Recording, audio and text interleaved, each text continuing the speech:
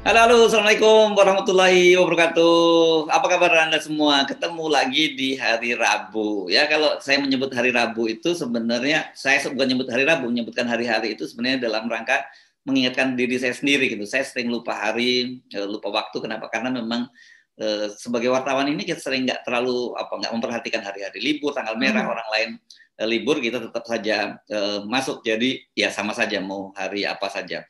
Oke, seperti biasa, anda bertemu dengan kami dalam program Off the Record, membaca berita dari balik berita. Ini sebuah perbincangan dari dapur redaksi Forum News Network bersama saya Hersmono Arif. Dan saya Agi Beta, senang sekali menjumpai Anda pagi ini di hari yang cerah ya Mas Hersu. Dan tampaknya Mas Hersu nih seneng banget nih. Tadi malam sudah ada lega ya, Ya, karena bukan ada hanya pengumuman saya, itu saya ya. kira ya. Bukan hanya saya, tapi saya kira masyarakat Indonesia, dan tapi itu terutama Mhm, tentu keluarga Brigadir Yosua, Korps Brimob juga yang asal dari mhm. Yosua juga pasti merasa lega karena Kapolri akhirnya setelah ini tanggal berapa ya tadi? Nah, kalau tanggal saya mulai lupa-lupa lagi nih. Oh, tanggal 9 kemarin ya. Tanggal 9. Jadi Iya. 1 bulan 1 hari setelah peristiwa itu mengungkap siapa sebenarnya dalang dari pembunuhan Brigadir Yosua. Jelas Pak Kapolri tadi malam menyatakan Mhm, tidak ada tembak menembak, yang ada itu mhm, jadi dieksekusi ya. Sejak awal nih, alhamdulillah, karena sikap skeptisisme yang selalu kita kembangkan mhm. sebagai wartawan, positioning kita tidak pernah menggunakan kata tembak menembak. Kita selalu waktu Ya, itu awalnya menyebutkan polisi tembak polisi gitu ya. ya, ya, ya, Ya, betul ya. Mas Hersu. Nah, dan Mhm, akhirnya kita sampai pada fakta yang sebenarnya itu juga yang diharapkan oleh diduga dan diharapkan oleh publik gitu ya. mhm, Polisi sejauh ini memenuhi harapan ke publik bahwa dalang dari pembunuhan ini, dari eksekusi ini itu extrajudicial killing lah boleh disebut Iya. ya. Mhm, Itu adalah Pak Ferdi Sambo, dan yang ganjel itu memang soal posisinya Barada Eliezer yang sebut pemerintah ya, diperintahkan untuk mhm. menembak. Terus ada Bribka Riki Rizal dan satu orang sipil namanya KM ya, kalau nggak saya, Kuat M, siapa ini ya Mbak, yang namanya saya belum ketemu juga. Nah, tapi tetap saja orang kemudian Mhm. bertanya-tanya Iya. motifnya apa gitu ya, karena Pak Kapolri waktu itu menyatakan ketika ditanya motif masih akan didalami gitu ya Mbak Gia ya. Iya, iya betul Mas Hersu. Kita masih yang menjadi pertanyaan besar bagi kita semuanya tentunya adalah soal motif. Karena ini menjadi agak janggal ya. Biasanya kalau sudah ditentukan tersangkanya itu kemudian diiringin sudah ada motifnya begitu. Ya, bahkan kadang-kadang motif tidak hanya satu tapi bisa ada beberapa begitu. Tapi dalam hal ini belum diumumkan motifnya dan kemudian baru akan didalami dari para saksi. Cuman tadi malam ketika saya melihat gestur dari Pak Kapolri begitu ya ketika ditanya pada sesi tanya jawab itu ada semacam kalau saya sih mungkin terlalu peka atau bagaimana ya tapi saya melihat ada semacam senyuman kecil gitu ya di sudut bibirnya ketika menjelaskan soal ya masih akan mendalami para saksi dan Gawat juga ini. terutama adalah Ibu Putri begitu dan itu nanti akan menjadi tentunya akan menjadi motif dari peristiwa ini begitu. Ya, ya, gawat ini. Gestur Pak Kapolri rupanya diamati. Kalau saya jujur lebih mengamati data-data yang disampaikan. Misalnya ada satu, bahwa tidak ada tembak menembak. Gitu. Kedua, pelaku penembakan adalah Barada dan kemudian ada Ya. 2 orang tersangka baru. Saya begitu. Terus ada 31 orang yang dikenakan hukuman disiplin dari semula 25. Saya fokus begitu. Mbak Mbak Agi lebih sensitif. Tapi nggak terlalu Ya. salah kelihatannya sebagai wartawan Anda mengembangkan itu, dan kemudian satu sikap skeptisisme tadi ya. Karena ternyata kemudian belakangan kan muncul ya Pak, ketika ditanya oleh ini Pak Mahfud MD ini juga menarik karena selalu mengumumkan hal-hal yang lebih dulu di depan, dan kemudian banyak benernya yang diomongin oleh Pak Mahfud MD. Ingat kan, jangan sampai mengejar tikus lumbungnya dikorbankan gitu ya. Ya. Itu kedua, minta Pak Ferdi Sambo itu dinonaktifkan kan gitu ya, meskipun menggunakan bahasa banyak desakan gitu. Jadi sekarang saya setiap kali Pak Mahfud ngasih ini semacam clue sebenarnya pada kita untuk Ya, menentukan betul. untuk kemana arah penyidikan. Kemarin sebelum ditentukan tersangka baru, Pak Mahfud sudah menyebut ada 3 tersangka gitu. Rupanya KM nih yang 3 tersangka ya, tinggal tapi kemudian sehari kemudian jadi 4 orang tersangka. Nah, saya jadi penasaran dengan pernyataan Pak Mahfud yang menyatakan bahwa ketika ditanya wartawan, ini motifnya mungkin hanya boleh didengar oleh orang dewasa. Iya betul. Pak Mahfud tepatnya menjawab seperti ini ketika dia kemudian mengadakan jumpa pers di Menko Polhukam ya tadi malam. Dia mengatakan bahwa soal motif biar nanti dikonstruksi hukumnya karena itu sensitif. Or mungkin hanya boleh didengar oleh orang-orang dewasa. Ada pers yang mengutipnya menjadi sangat sensitif begitu ya, karena sepertinya Pak Mahfud memang mengatakan itu tidak hanya sekali begitu. Nah ini kalau soal sensitif ini kemudian kita melihat apa sih sesuatu yang tidak bisa didengar oleh anak-anak atau tidak boleh didengar oleh anak-anak, itu biasanya adalah soal kekerasan, penganiayaan, juga soal-soal seksual yang belum menjadi ranah perbincangan mereka begitu Mas Hersu. Nah terus kemudian ini bisa dihubungkan dengan pernyataan dari Pak Kapolri bahwa Ibu Putri ini menjadi saksi kunci begitu. Nanti pada saat pemeriksaan menjadi saksi kunci. Dan kemudian Pak Kapolri ketika ditanya juga menyatakan bahwa dengan adanya hal ini dan kemudian pasal yang dikenakan kepada para tersangka itu adalah 340, maka soal pelecehan seksual ini menjadi tidak relevan lagi. Walaupun kemarin sebelum ada pengumuman tentang status dari Pak Ferdi Sambo, soal pelecehan seksual ini masih terus didorong oleh para pengacara dari Ibu Putri begitu. Bahwa ini tetap harus diselidiki. Tapi kita melihat saat ini itu memang sudah tidak menjadi relevan lagi Mas Hersu. Karena selain pelakunya juga sudah meninggal dunia sehingga tidak bisa dihadirkan di persidangan. Pelaku tanda petik loh ya. Ini pelakunya tanda petik ya. Ya betul.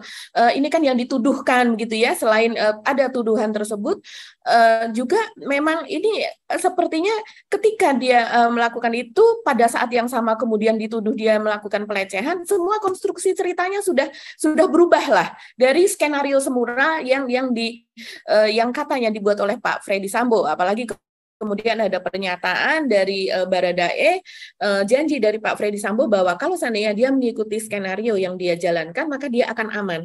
Nah, ini saat ini kan posisi ini sudah berubah sekali begitu. Jadi skenario itu sudah tidak berjalan lagi. Nah, inilah Mas Hersu, apalagi yang tadi Mas Hersu katakan ya, soal bahwa ada kelegaan. Dalam konferensi persnya itu Pak Mahfud MD ini memang suka lucu-lucu ya. Saya pun membacanya juga geli gitu, tapi tepat apa yang dia katakan bahwa kasus Pak Ferdi Sambo ini bagaikan seperti menantikan bayi yang mau lahir tapi susah gitu. Dan kemudian setelah lahir ternyata adalah Pak Ferdi Sambo itu. Nah, saya membayangkan jadi Pak Mahfud ini mendorong untuk sesar ini sebenarnya kalau kita lihat sejarah. Iya, dan kemudian waduh ini bisa dikatakan maaf, waduh ini sial kalau seandainya udah susah melahirkan dan bayi yang lahir itu adalah Pak Ferdi Sambo begitu, ini ibu mana ini? Serem, mimpi apa gitu ya. Masa bayinya seperti itu, serem sih. Ya. Oke. Nah, memang ini kemudian ini berkaitan dengan spekulasi yang jauh sebelum ini sudah muncul. Bahkan juga soal waktu itu ditanyakan juga ke pengacara Brigadir Yosua ya, yang ditanyakan soal apakah memang betul ada motif asmara gitu ya di balik itu kan yang kata dia, kemudian dia menyatakan analoginya, masa kalau kita dulu waktu menemui pacar kekasih pakai pistol gitu, karena itu kan yang disampaikan oleh Kamarudin. Karena gini, ini hari-hari ini kan kita bukan hari-hari ini ya, beberapa hari yang lalu kita sudah muncul juga, Anda sempat membacakan surat dari semacam bukan surat ya, sebenarnya tulisan ucapan selamat ulang tahun pada Joshua dari Bu Putri. Memang nice gitu ya fotonya, so sweet gitu ya kalau kita nyebutnya. Dia pada waktu itu dia menyatakan bahwa dia sangat beruntung punya bodyguard, punya sahabat, punya family kan gitu yang seperti Joshua gitu ya. Dan kemudian sejak kemarin saya juga lihat ada foto ini fotonya, ini selfie nih, kelihatannya foto antara Ibu Putri Sambo berdua dengan Brigadir Yosua ya. Kalau kita lihat fotonya ini memang sangat dekat sekali. Tapi ternyata foto ini bukan aslinya nggak seperti itu. Aslinya ini croppingan ya. Kalau di cropping begini memang kelihatannya sorry to say ini bukan berarti kita tidak menghormati ya Pak Ibu Mhm. dan juga Ibu Putri dengan ajas presumption of innocence. Saya cuma memberikan itu bahwa pasti kalau foto-foto ini diedarkan ke publik itu orang akan punya kesimpulan yang berbeda. Kelihatannya kok sangat Mhm. so close gitu ya. Tetapi Mhm. ternyata foto ini tidak hanya berdua antara Bu Mhm. Ferdi Sambo dengan Yosua, tapi juga ada ajudan lain. Kelihatannya yang sebelah kanan ini, nah ini fotonya ya. Kalau yang kanan ini Ricky nih kelihatannya ya, yang paling kanan. Mhm. Iya Pak, Mhm. betul ya, yang paling Iya, kiri. Kalau di foto, kalau iya, di kamera paling kiri, tapi kalau posisi sebelah kanan itu Brigadir iya. Ricky ya. Ya, sepertinya karena Brigadir Riki tampaknya memang memiliki postur yang tinggi yang berbeda ya dengan Yosua begitu, dan kita lihat di sini memang dia tampak lebih agak kecil. Kalau dari wajahnya memang tidak begitu jelas begitu ya, tapi sepertinya itu adalah Brigadir RR itu. Ya, ya, ya, Atau berita ya ya, sebetulnya ya. ya. Tapi tetap saja ini memang hubungan mereka ini sangat dekat gitu. Bahkan kalau Mhm. kita lihat foto-foto yang lama juga menunjukkan hubungan dengan Pak Sambo itu juga dekat ya. Jadi karena Ya. sejak awal kan kita bahas nih jarang loh ada bos gitu terus foto keluarga bersama keluarga besar itu semua diajak foto bareng gitu. Mhm. Mhm. Bahkan sampai ART-ART-nya bahkan sama anjing-anjingnya juga diajak foto semua kan gitu ya. Nah ini orang kan kemudian ini gara-gara Pak Mahfud nih menyatakan soal sensitif orang kemudian mengait-kaitkan soal ini gitu ya. Tapi soal asmara ini Iya. juga ada dikaitkan dengan isu lama juga yang disebut yang sekali lagi kita mesti garis bawah ini rumor tentang hubungan Pak Sambo dengan seorang polwan gitu yang berpangkat AKP Mhm. dan ini Mhm. ternyata oleh para netizen si AKP Juliana ya ini dikejar terus juga ya sama sama netizen Mbak ya. Iya betul. Jadi AKP Rita Yuliana ini berasal dari Lombok Timur dan saat ini sudah bertugas di Jakarta begitu ya. Dan kemudian itu memang netizen sangat kepo ya, seperti akun Instagramnya begitu. Dan netizen itu meminta dia untuk klarifikasi begitu. Dan memang AKP Rita ini menjawab, tapi juga jawabannya itu tidak mengklarifikasi begitu. Jadi dia hanya menjawab bahwa ketika ditanya apakah betul ada hubungan dengan Pak Ferdi Sambo begitu ya dan lain sebagainya, dia hanya menjawab bahwa oke, monitor begitu, iya nanti akan klarifikasi dan sebagainya, tapi tidak menjelaskan bentuk hubungan itu sendiri. Dan kemudian juga ada berita di media, saya lihat itu ada di Warta Kota di mana wartawannya itu sudah melakukan semacam investigasi begitu ya dengan sepertinya yang ditanya adalah polisi yang ada di dalam gitu yang memiliki hubungan dengan Ibu Rita Yuliana tersebut yang rupanya dulu pernah satu sekolah di sekolah polisi begitu ya, dan kemudian dia menyatakan bahwa memang Bu Rita ini sudah berpisah dengan suaminya atau dalam status janda begitu. Tapi kita sendiri sampai saat ini juga belum mendapatkan klarifikasi ya, apakah betul status tersebut begitu. Ya ini sekali lagi ini kemudian rumor-rumor berseliweran ini karena itu tadi meskipun Pak Ferdi Sambo sudah ditetapkan sebagai tersangka bahkan ini aktor intelektual dalam ancamannya sangat serius pembunuhan berencana. Tetapi kan motifnya, orang tetap selalu bertanya apa dong motifnya. Anda tadi benar bilang, setiap kali kita baca misalnya, ada seorang wanita dibunuh oleh pria, kemudian ketahuan bahwa, oh ternyata suaminya, oh ternyata kekasihnya, motifnya karena cemburu misalnya gitu kan, itu biasanya polisi langsung merilis semacam itu. Nah kenapa sekarang ini tidak segera dirilis, ini yang membuat akhirnya muncul spekulasi-spekulasi semacam ini. Karena bukan hanya asmara yang dimunculkan, itu juga berkaitan dengan posisi Pak Ferdi Sambo sebagai Satgasus gitu ya. Karena ini juga disebutkan seperti itu gitu. Nah, tadi Anda kan menyinggung kalau kata Pak Mahfud, kemungkinan ini motifnya sensitif hanya boleh didengar oleh boleh didengar oleh Orang dewasa. Orang-orang dewasa. Ya. Dan ini seperti batasan dalam film gitu ya, bahwa ini hanya untuk 13 tahun ke atas, 16 tahun ke atas, 17 tahun ke atas, bahkan ada yang hanya 21 tahun ke atas, kan gitu ya. Iya, seberapa batas dewasanya begitu ya. Tapi memang karena kita membaca berita di balik berita ya Mas Ersu, jadi kita juga ingin mengetahui motif itu lebih dahulu gitu ya. Untuk kita sebagai wartawan kan kita skeptis, dan kemudian kita juga mendapatkan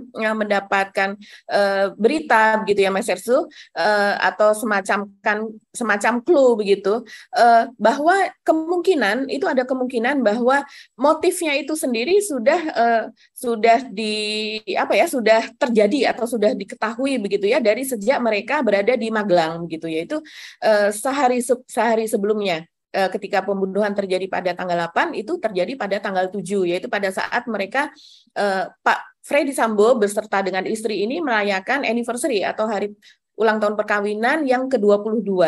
Jadi ada yang menceritakan bahwa terjadi sesuatu di sana, entah itu semacam pertengkaran atau apa begitu, yang kemudian juga mungkin inilah yang juga membuat pengacara dari Yosua itu juga penasaran apa sih yang terjadi di sana, sehingga dia meminta agar kalaupun terjadi di sana itu akan menyebabkan nasib Yosua yang terjadi pada sehari sesudahnya begitu ya, sehingga dia meminta bahwa seluruh CCTV yang ada perjalanan dari Magelang sampai ke Jakarta itu kemudian kemarin kan untuk diperiksa begitu Mas Hirsu, dan kemudian ini juga berhubungan dengan satu hari sebelumnya dia berteleponan dengan Vera Simanjuntak dan kemudian dia dalam keadaan ketakutan gitu, ketakutan untuk dibunuh gitu, nah atau dihabisi, dia mengatakan demikian.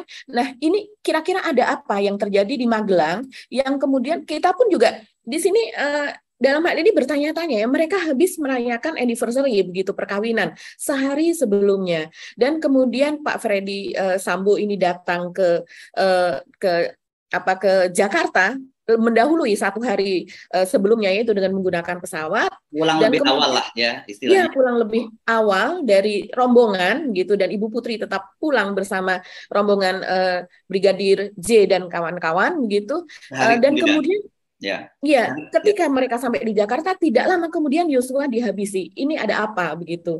Ya. Karena sehabis mereka bergembira dan kemudian terjadi tragedi ini begitu. Nah, ini mungkin bisa menjadi salah satu motif gitu ya untuk diketahui, karena sebelum ancaman yang sehari sebelumnya pada tanggal 7, ancaman itu juga sudah terjadi sejak 1 bulan sebelumnya, yaitu bulan Juni. Dan kemudian kita juga masih bertanya-tanya saat ini karena dari Vera sendiri mengatakan bahwa inisialnya adalah D begitu kan, yang dinyatakan oleh Yosua adalah D. Sementara kalau di dalam 8 nama ajudan dan sopir yang melekat pada Pak Freddy Sambo itu, nama D itu hanya mengacu kepada Deden atau Daden begitu, dan itu bukan RR. Nah, ini apakah masih akan ada tersangka selanjutnya atau tidak? Ini sepertinya masih terus berkembang, Mas Tersu. Ya, saat ini yang jelas bahwa kalau kita lihat yang terlibat itu 4 orang itu ya semua orang dekatnya Pak Freddy Sambo semua ya, yang ada di lingkar dekat Pak Freddy Sambo. Jadi tidaklah terlalu berlebihan kalau ini kemudian disebut sebagai pembunuhan berencana, dan polisi juga sudah menetapkan Pak Freddy Sambo dalam konstruksi hukumnya adalah pembunuhan berencana kan gitu ya. Ini jadi ada sesuatu yang ya jelas di internal ini. Nah, ini sekali lagi kita mengingatkan polisi penting untuk segera diumumkan motifnya. Walaupun kita sadar mungkin ini bagian dari strategi penyidikan. Sejak awal kan kita tahu bahwa ini kasus mudah tapi sulit karena posisi Pak Freddy Sambo. Ya, posisinya sangat strategis sebagai kepala divisi Propam, sebagai kepala Satgasus Merah Putih. Dan kemudian kalau kita baca rumor-rumor itu yang saya kira sebagian besar dari Anda juga pasti dapat kiriman tuh yang dari opposite itu ya, yang menyatakan ada berkaitannya dengan persoalan judi online dan sebagainya. Ini kan menjadi sangat penting karena kalau judi online ini berkaitan dengan setoran ini kan gitu ya. Sejauh ini informasi-informasi dari opposite itu banyak benarnya, tapi ada juga beberapa faktanya juga tidak tepat juga gitu ya. Jadi saya kira namanya juga akun anonim, ya tentu saja kita nggak bisa percaya begitu saja. Kalau di media itu harus diverifikasi, ya nggak boleh dijadikan sebagai fakta berita gitu. Itu nggak boleh dilakukan. Nah, tetapi sejak awal kita juga paham kan, memang ini tidak mudah posisinya. Kenapa kemudian ini berlarut sampai 1 bulan baru bisa dibongkar? Karena seperti kata Pak Mahfud MD itu ada mabes di dalam mabes kan gitu, ada code of silence. Wah, kalau code of silence ini kan ini semacam apa? Ini tradisi di dalam mafia gitu ya. Sumpah omerta gitu yang nggak mau, pokoknya nggak boleh buka siapapun, kalau siapa yang membuka rahasia itu akan dibunuh kan gitu. Itu kan bisa mengarah ke berbagai spekulasi semacam itu Mbak bagi. Jadi nggak selalu salah kalau publik juga berspekulasi, tetapi kita juga penting satu mengapresiasi tentu saja ya apa yang dilakukan oleh Pak Sigit dan jajarannya. Di situ kalau kita lihat kan di bawah Pak Sigit itu ada 4 orang komisaris jenderal yang berperan ya. Satu Wakapolri Pak Gatot, kedua tentu Kabar Eskrim Pak Agus, ketiga Irwasum Pak Agung, dan yang keempat itu ada Mbak Intelkam Pak Doviri.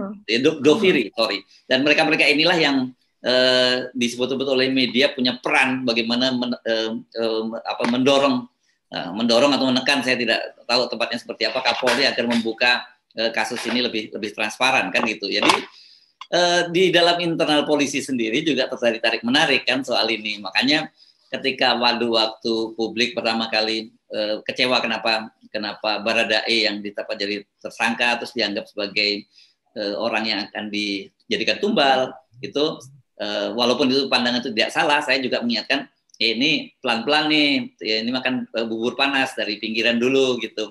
Begitu juga ketika akhirnya Pak Ferdi Sambo dinyatakan bahwa dia melanggar kode etik dan ditempatkan di tempat khusus, bukan ditahan. Itu publik juga jadi kecewa. Tapi saya lihat ini kan bagian dari strategi. Nah, apakah tidak membongkar motif ini juga bagian dari strategi atau bagian ada deal khusus? Nah, ini yang kita tidak tahu. Iya ya Mas Ersu, kalau kita melihat lagi posisi, ini sepertinya kan memang kronologis atau skenario ini kan sudah dibolak-balik ya oleh pihak Pak Ferdi Sambo, supaya ini menjadi sesuatu yang sulit gitu untuk ditelusuri. Seperti misalnya kita lihat, ternyata posisi Brigadir Yosua itu ternyata melekat kepada Pak Sambo sebagai ajudan begitu. Jadi dan ini sesuai dengan pernyataan dari Vera Simanjuntak, dia tidak pernah tahu bahwa Brigadir Yosua itu menjadi sopir dari Ibu Putri. Karena pada waktu diterima pun di keluarga Ferdi Sambo, dia juga mengikuti tes itu sebagai ajudan. Dan ternyata di sini yang menjadi ajudan Ibu Putri ternyata justru Riki Rizal begitu, atau Bribka RR. Nah, ini posisinya Bribka nih di atas dari Brigadir Yosua. Dan kemudian sebelumnya juga dikatakan bahwa RE atau Richard Eliezer itu justru yang menjadi ajudan. Ini sudah menimbulkan ketidakpercayaan publik. Bagaimana mungkin seorang Barada malah menjadi ajudan dan kemudian seorang brigadir malah menjadi sopir begitu. Dan ternyata di sini disebutkan kemarin bahwa justru K atau Kuat yang mungkin posisinya dia adalah orang sipil ya, bahkan sering dikatakan dia sebagai ART atau asisten rumah tangga, justru dialah yang menjadi sopir dari Ibu Putri begitu. Nah, di sini kita bisa melihat bahwa Pak Ferdi Sambo itu marah kepada ajudannya dia sendiri begitu. Sepertinya seperti ada pengkhianatan begitu ya, sesuatu yang tidak proper begitu. Dan kemudian yang melakukannya dan kemudian dituduh dengan pembunuhan berencana, 2 lagi yang terakhir sebagai tersangka itu justru melekat kepada Ibu Putri, yaitu sopir Ibu Putri dan ajudan Ibu Putri sendiri, yaitu Bribka RR begitu. Nah, ini konstruksinya kemudian menjadi berubah, Mas Hersu. Ada apa? Ini justru yang sekeliling Ibu Putri ini yang justru membantu Pak Ferdi Sambo untuk membunuh Yosua. Begitu juga dengan pistol yang digunakan, yaitu selama ini kita menanyakan Glock 17 itu dan bahkan menjadi polemik para mantan jenderal ya. Itu mana mungkin yang Barada RE memiliki Glock 17 begitu. Tentunya orang yang sudah biasa menggunakan, sudah mendapatkan training dan sebagainya, mendapatkan pistol otomatis semacam itu. Dan ternyata kemarin dijelaskan oleh kepolisian bahwa ternyata Glock 17 itu adalah pistol milik Bribka RR. Nah, ini menjadi wajar kalau seandainya dengan pangkat Bribka atau brigadir kepala itu kemudian pegangannya adalah Glock begitu. Dan kemudian ternyata HS9 yaitu pistol yang dimiliki oleh Yosua itulah yang digunakan oleh Pak Ferdi Sambo untuk membuat alibi seolah-olah terjadi tembak-menembak atau baku tembak, yaitu dengan menembakkannya ke dinding dan juga ke langit-langit begitu.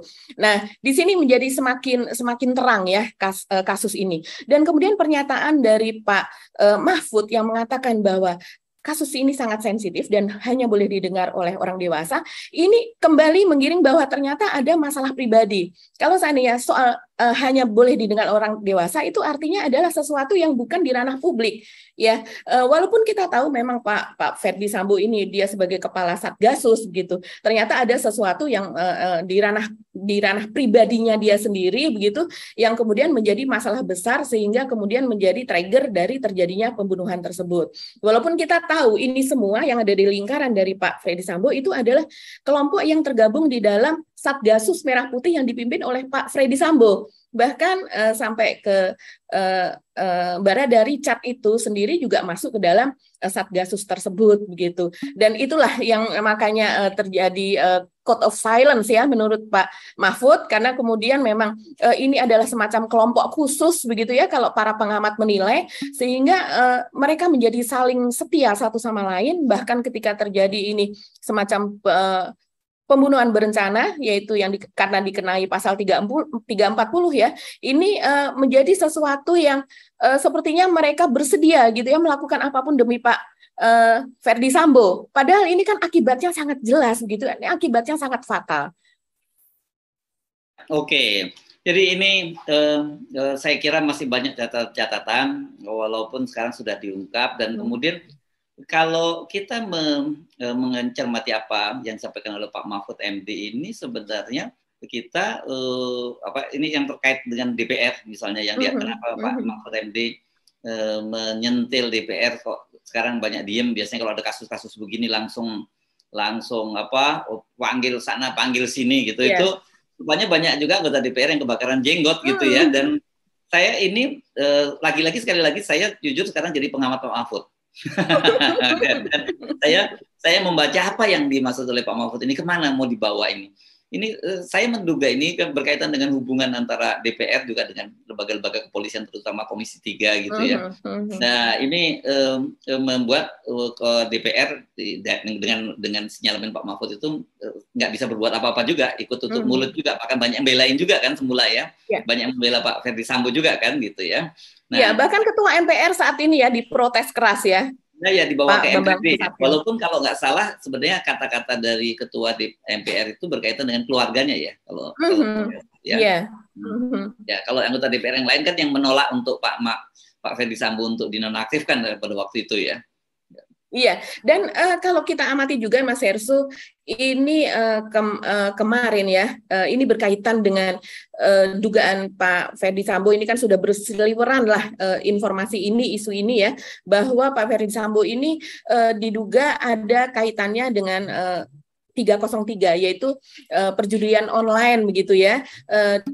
Ada yang mengatakan begitu ya bahwa dia menjadi semacam backup atau apa begitu, atau mungkin mengetahui itu tapi tidak terus kemudian berbuat lebih banyak gitu ya, seperti menangkap atau kemudian membongkar hal tersebut begitu ya. Kita masih belum tahu posisi Pak Ferdi Sambo dalam hal ini. Tapi kita lihat kemarin dan kemudian orang menghubungkan, pengamat juga menghubungkan, yaitu ketika terjadi penggerebekan perjudian online di Sumatera Utara, yaitu tepatnya di Deli Serdang, dan itu baru terjadi kemarin pagi, yaitu subuh, di mana dipimpin oleh Kapolda Sumatera Utara sendiri penggerebekan tersebut dengan melibatkan pasukan BRIMOB dan juga kendaraan taktis gitu ya. Dan kemudian itu adalah perjudian online yang terbesar di Sumatera katanya begitu, walaupun baru beroperasi sekitar 1 bulan.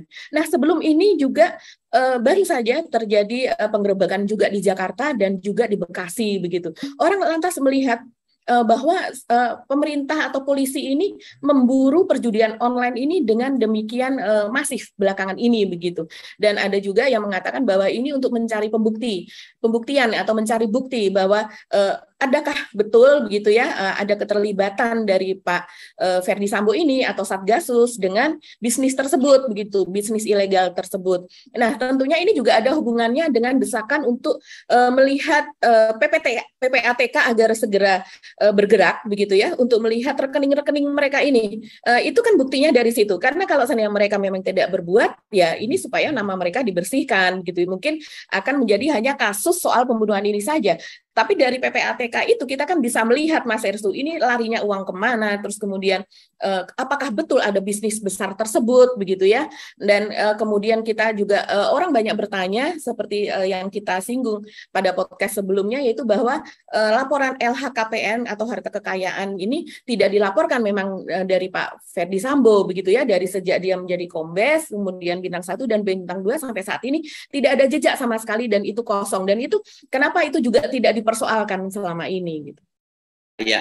Dan kemarin itu ya menjelang pengumuman dari Pak Kapolri, pengumuman kan mulur-mulur ya, tadinya ada yang menjawab jam 10 pagi, tapi kemudian dijelaskan bahwa sore gitu, pukul 5, tapi ternyata baru malam hari pukul 7 diumumkan oleh Pak, 7 lebih sedikit ya, diumumkan oleh Pak Sigit gitu. Kapolri. Ya, Kapolri. Tapi yang menarik itu adalah pada sebelum itu kita melihat visual laporan-laporan live dari sejumlah televisi, memperlihatkan ada rumah pribadi Pak Ferdi Sambo yang sudah di polis lain, dan kemudian ada rumah lain yang tidak sekitar berjarak berapa 5 atau 6 rumah katanya dari rumah dinas Pak Ferdi Sambo juga dipasangi polis lain dan dijaga ketat. Nah ini yang paling menarik itu kenapa sampai diturunkan kendaraan kendaraan taktis bahkan bersenjata lengkap, rampur ya, kendaraan tempur itu ya. Dan pasukan BRIMOB itu menggunakan baju loreng darah itu, loreng warna hijau gitu ya, dan memakai masker yang gelap itu betul-betul seperti medan tempur gitu ya. Kita waktu itu menduga ada apa ini kok seperti menghadapi bukan hanya teroris ini, menghadapi pertempuran itu kalau kita lihat ya visualnya kemarin itu. Iya, memang kita melihat dramatis ya Mas Ersu. Kita hanya melihat kondisi tersebut itu yang mungkin agak menyamai, yaitu ketika terjadi penggerebekan sarang teroris. Dan itu pun juga tidak semasif itu begitu ya. Dan di situ tampak sekali bahwa ada mungkin maksudnya tidak show off begitu ya, tapi memperlihatkan bahwa betapa gentingnya situasi saat itu, betapa saat itu terjadi eskalasi sepertinya, dan antisipasi terhadap sesuatu yang akan terjadi. Jadi walaupun hal itu tidak akan terjadi, tapi penting dilakukan pengamanan itu baik dengan kendaraan taktis maupun rampur dan sebagainya, dan dalam keadaan bersiaga, dan ini kita belum pernah melihat ini. Kita hanya melihat ini beberapa hari sebelumnya ya, mungkin 2 hari sebelumnya ya, ketika Pak Ferdi Sambo itu ditahan kemudian dibawa ke Makobrimob. Itu kan sebelumnya sempat itu Bareskrim, kemudian katanya itu atas permintaan Pak Kabareskrim itu datanglah kendaraan dan kemudian juga pasukan Brimob, tapi itu tidak begitu banyak karena katanya hanya sekitar 10 personel dan kemudian juga ditambah lagi sesudahnya. Tapi kalau yang kemarin ada di rumah Pak Ferdi Sambo itu terlihat begitu masif gitu. Dan kemudian di Jakarta katanya juga ada 3 lokasi, rupanya ada 3 lokasi rumah pribadi dari Pak Ferdi Sambo. Jadi tidak hanya yang di situ saja, tapi juga di tempat yang lain. Dan kemudian kita lihat itu masih berlangsung sampai malam hari, kemudian media itu tersita perhatiannya kepada konferensi pers itu sendiri. Padahal pada saat yang sama di rumah itu masih tetap berlangsung. Ada tim Inavis dan sebagainya yang kita bisa menduga bahwa mereka ini sepertinya mencari sesuatu. Entah mereka mencari senjata atau mereka mencari bukti-bukti yang lain, begitu Mas Hersu. Jadi kalau kita menengok lagi ke belakang ya, kisah-kisah dari penangkapan Pak Ferdi Sambo ini, kita akan mendapat cerita bahwa ketika dia ditangkap pada hari H begitu, sehari sebelumnya seharusnya itu dia sudah ditangkap di rumahnya begitu. Tapi ketika datang ini dari tim sus atau dari Bareskrim ini datang ke rumahnya, ternyata di rumahnya itu sedang dijaga oleh pasukan tertentu begitu. Nah, sehingga dikhawatirkan akan terjadi bentrokan atau sesuatu yang tidak diinginkan yang besar, sementara itu adalah lokasi perumahan adalah di tempat publik, maka kemudian mundur lagi dan ditunda penangkapan terhadap Pak Ferdi Sambo. Baru kemudian esok harinya diminta datang ke Bareskrim dengan pakaian sipil dan akhirnya ditangkap ke Makobrimob tersebut gitu. Ya, ini kan kemarin yang Anda sebut itu ya, karena ada cerita tentang malam-malam menegangkan sebelum penetapan Pak Ferdi Sambo sebagai tersangka, sebagai pelanggar disiplin dulu, yang kemudian diputuskan, kemudian ditempatkan di Brimob. Karena memang kalau kita lihat kemarin itu pertempur kendaraan, bukan hanya kendaraan taktis, saya sebut tantis, tapi kendaraan tempur itu kemarin yang ditaruh dipasang di depan rumahnya Pak Ferdi Sambo itu. Nah, bagi kita tentu Anda benar itu bahwa memang ini kelihatannya ada sesuatu yang genting gitu ya. Pasti mereka berdasarkan pengerahan itu pasukan berdasarkan laporan intelijen. Jadi mereka mencoba mengantisipasi kan gitu ya. Itu semacam di tren efek, karena saya lihat ada juga pasukan lain yang tidak berseragam loreng tapi pasukan juga menggunakan senjata lengkap, menggunakan masker, itu pakai baju jeans, pakai celana robek. Ini biasanya gaya begini ini Densus nih biasanya ya, kalau ingat saya ya, pakai semacam ini gitu ya. Ini kan juga benar-benar situasinya sangat tegang. Nah, kemarin kan ada janji tuh mau menceritakan malam-malam peristiwa sebelum terjadi, malam-malam kritis ketika sebelum terjadi penangkapan Pak Ferdi Sambo. Iya, jadi ini ada sebuah cerita ya, atau ini bagian dari sebuah investigasi. Judulnya adalah Kedikdayaan Ferdi Sambo Ciptakan Malam Penuh Thriller di Trunojoyo, begitu. Dan ini dimuat di inilah.com, dan ini di inilah.com juga adalah kawan-kawan kita ya, para jurnalis senior ada di situ. Saya bacakan saja. Jadi sejak Sabtu pada tanggal 6 Agustus, Irjen Pol Ferdi Sambo telah dibawa ke markas Komando Makobrimob untuk diamankan. Tapi apakah yang terjadi sebelumnya? Nah, inilah yang akan kita ceritakan. Tidak banyak yang tahu bahwa sejak Jumat, tanggal 5 Agustus malam, para petinggi Polri di markasnya di Jalan Trunojoyo, Jakarta, mengalami hari-hari yang tak biasa. Sudah menjadi rahasia umum terbunuhnya Brigadir Yosua telah membuat institusi Polri remuk redam dikritisi publik. Sudah 4 kali pula Presiden Jokowi menyatakan kepeduliannya, meminta kasus itu dibuka tuntas dan adil. Wajar itu menjadi tekanan bagi Kapolri dan para petinggi atau perwira tinggi di Trunojoyo. Maka ketika datang informasi dari tim pemeriksa Barada Richard Eliezer Pudihang Lumiu, atau sering juga disebut sebagai Brigadir E dalam kasus ini, yang telah memeriksanya secara maraton 2 kali 24 jam. Barada E, Mbak, sorry, saya ini. Ya. Barada, pangkatnya belum. Barada E. Ya. Tim telah memeriksa Barada E itu 2 kali 24 jam. Yaitu dan dia menyatakan bahwa dirinya bukanlah pelaku utama. Beberapa perwira tinggi di Trunojoyo pun merasa mendapatkan durian runtuh atas pengakuan tersebut.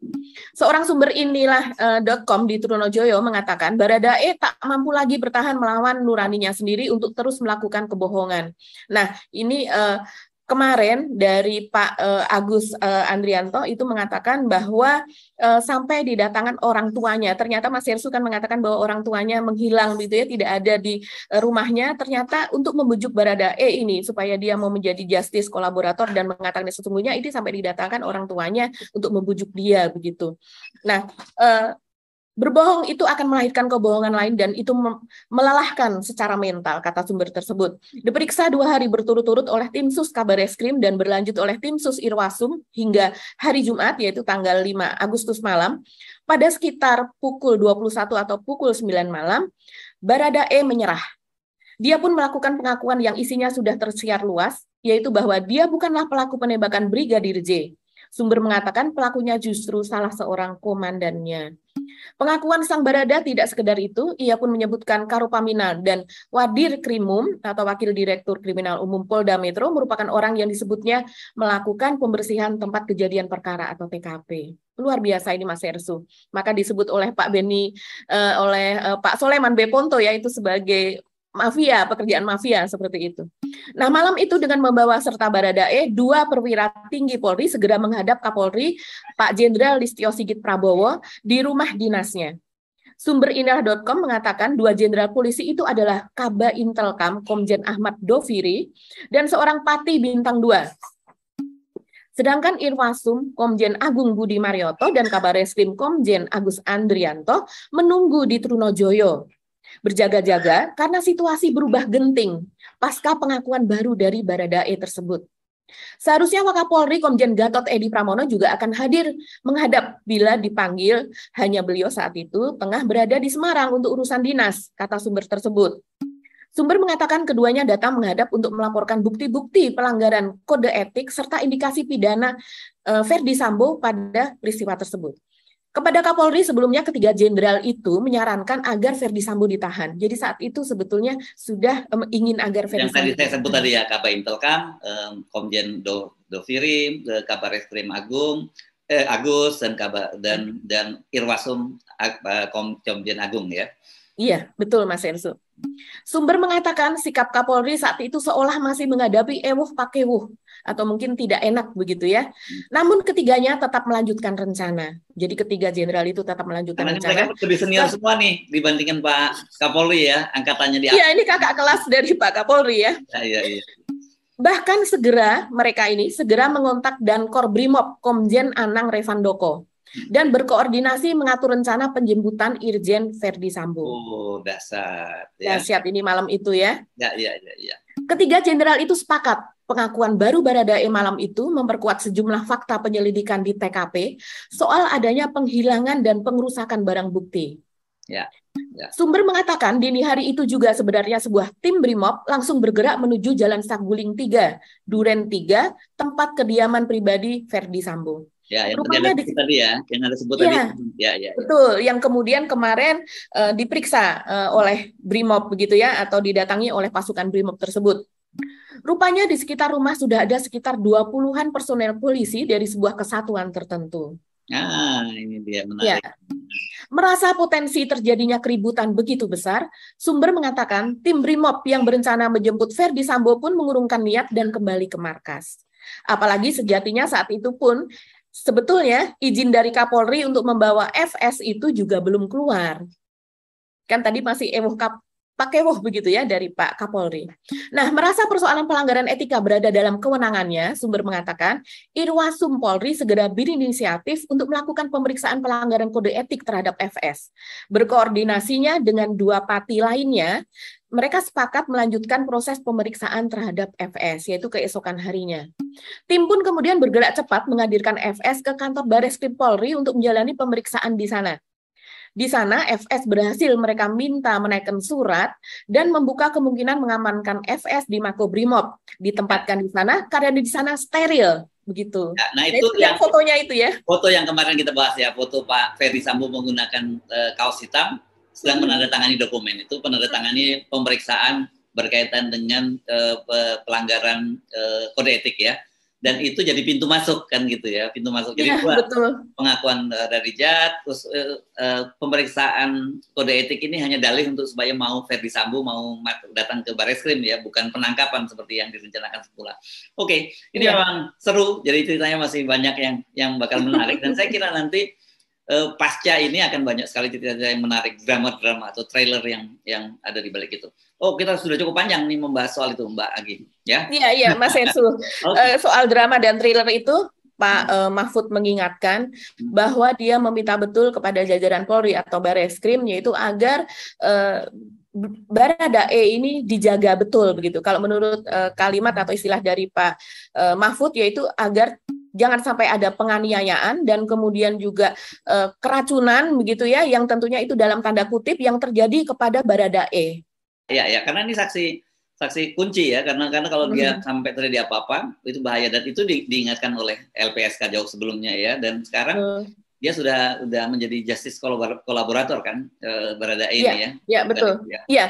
Dan itu Mas Ersu, ini kemarin kita lihat juga LPSK ternyata masih belum juga berhasil menemui Ibu Putri ya, dan ini sebetulnya ini menjadi pertanyaan demikian besar karena baru saja 2 hari sebelumnya Ibu Putri bisa datang dengan berjalan sendiri, bukan dengan kursi roda loh ya, karena kabarnya dia terguncang, tidak bisa bangun di tempat tidur terus-menerus dan sebagainya, tapi ternyata bisa datang ke Makobrimob.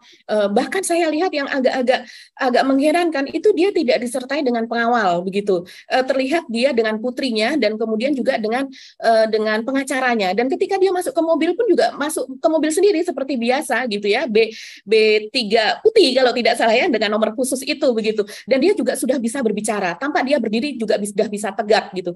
Tapi kemudian 2 hari kemudian ketika ditemui kembali dia pada posisi semula, yaitu bahwa dia dalam keadaan lemah, tidak bisa ditanya, bahkan diajak berkomunikasi tidak bisa, dan juga dari pihak LPSK menyodorkan supaya kalau tidak bisa berkomunikasi sebaiknya bisa menulis, tapi itu rupanya juga tidak terjadi begitu. Jadi sampai saat ini dia meminta perlindungan LPSK itu pun belum bisa diasesmen. Bahkan dari pihak LPSK kemarin meminta melihat kondisi Ibu Putri agar dia tidak memakai psikolog pribadinya lagi, tapi dia sudah beralih ke psikiater begitu. Jadi ini artinya psikiater ini jangan sahabat of the record jangan melihatnya sebagai orang gila atau apa ya, tapi yang jelas dia adalah jangan pakai kata orang gila Mbak, ODGJ. Nanti ada ya, isu. sekarang ada ODGJ dengan gangguan jiwa, tapi yang jelas kalau psikiater ini adalah untuk menangani gangguan kejiwaan gitu Ya, atau untuk menenangkan gitu ya. Ini ada dua kasus ODGJ ini ya. Kalau yang satu ODGJ adalah